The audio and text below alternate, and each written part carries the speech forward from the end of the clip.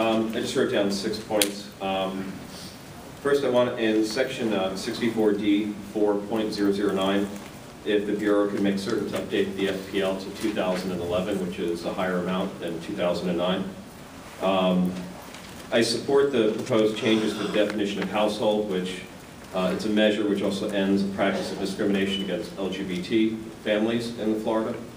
Under section 64D 4.004, the Bureau needs to identify a simpler process in how it conducts its recertifications to become less burdensome on both the client and the system itself in freeing up administrative time to actually serve clients rather than establish a barrier.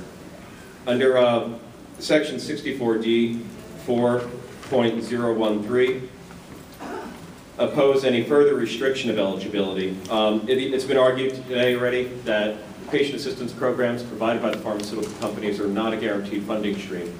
We don't know how long they're going to last.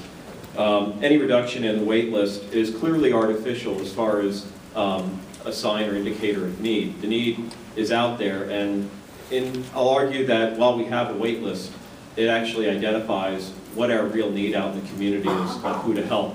And thankfully at this time, we do have pharma that is stepping up to provide those medications to consumers who are needing them.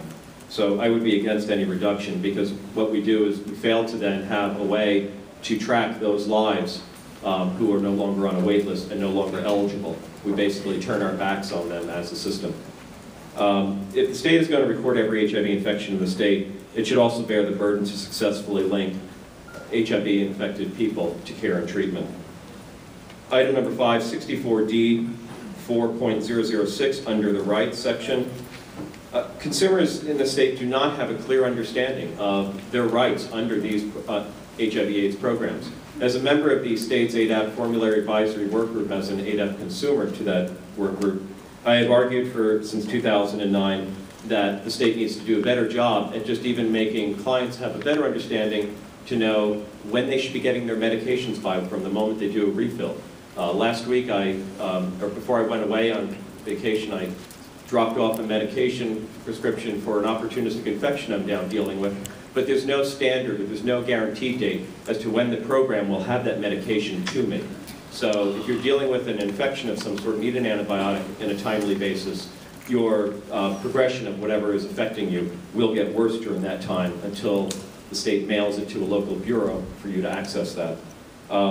There's a lack of uniformity in how these programs are administered throughout the state, and I think for one of the rights, consumers should be given a program where there is a clear standard of uniformity in how they access things throughout the state, no matter what part of the state they should move to. And currently, when you go county to county, that seems to be a problem. And the response of the Bureau to respond that, well, it's Broward County that seems to always have these problems, that's unacceptable, and that's a clear indicator that the Bureau is not doing its job to ensure that that particular department then is measuring up to what the standard might be that the state's holding the others to. My final recommendation is one that I doubt will be included in anything, but the Bureau really needs to make a clear argument when it assesses everything and puts together its final recommendation, to just kind of say that, you know, under the current ideology that this governor and this legislature are running the state and social welfare programs and distancing individuals from real critical services, that under that current paradigm, we cannot serve and cannot help clients that desperately need it. And the Bureau really has to fight to say that, you know, this is part of not only just care and treatment, but also lowering a community's viral load by linking them to medications. It's also a measure of prevention. And I think the state has a clear lack of a prevention program or plan in place that would be in tandem with the national AIDS strategy. And I think that the state really just needs to make that clear to the governor, that the state and the legislature must find the money if they really want to get serious with this issue, given where Florida ranks in the nation in the number of HIV/AIDS cases. Thank you.